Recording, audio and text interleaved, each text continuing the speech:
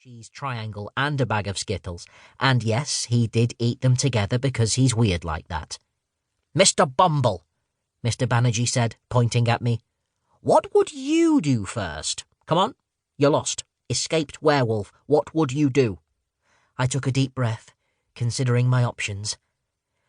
"Honestly, sir, I think I'd probably just lay down and let the mutant werewolf find me and eat me.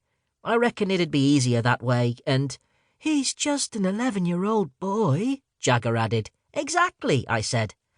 "And a short one at that," Jack Jones, the football captain, chipped in, like that was the punchline to a joke rather than just a statement of fact. I shrugged. I was short. According to our recent Healthy Bodies class, the content of which made me feel quite sick, to be honest with you, at some point in the next 3 years I would probably grow, but in the meantime, I was fine with short. Jagger was pretty short too. We could be short together. "Mutant werewolf versus short 11-year-old boy? I don't think so, sir," I said. "I think that would be game over. Finito. The end. Terminated." "Find shelter, Bumble," Mr. Banerjee barked. "Just find shelter, that's what you do." "Find shelter, Bumble," Jack Jones repeated, to appreciative laughter from the rest of his footy mates, like they'd never heard that joke before. I bowed my head and sighed. Jagger nudged my leg with his under the desk.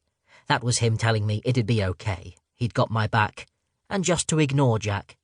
Which is why Jagger took the attention away from me like he often did by playing the clown. "Oh," he said, "find shelter. Like the kids who find that gingerbread house in that fairy tale." Jagger frowned. "Oh, wait, wasn't that a witch in the end, though? What if the shelter belongs to a witch? Sir, should we still go in?" Mr. Banerjee was glaring at Jagger. "No, obviously don't go into a witch's house. Not that... witches aren't real." There were murmurs of discontent among the class.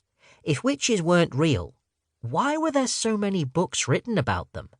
And there were definitely more witch books than books about mutant werewolves, which apparently were real. "But, sir, there's a witch that lives near Otis." I nodded. "True. She has a garden full of gnomes." "How does that make her a witch?"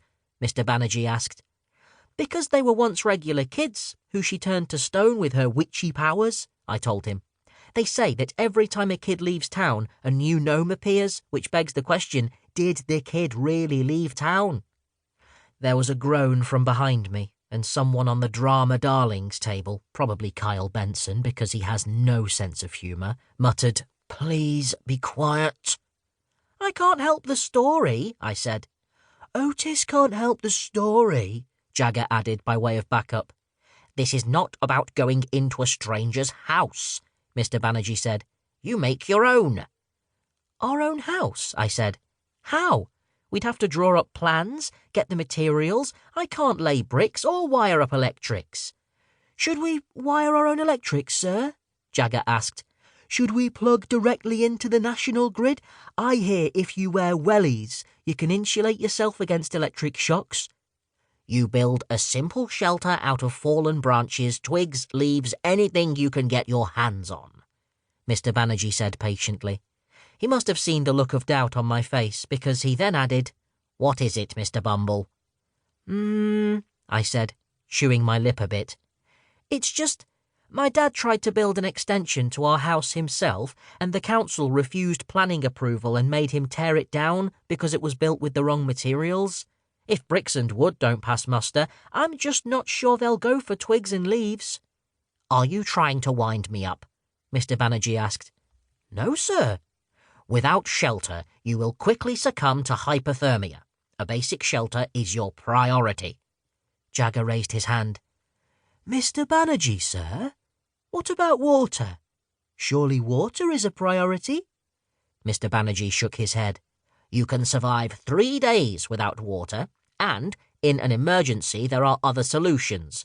Do you know what I did? During the war?" None of us were sure which war Mr. Banerjee had been in, but from the times he'd mentioned it, it sounded pretty bad. I'm unclear as to the exact dates, but it sounded like it involved hordes of brain-eating zombies.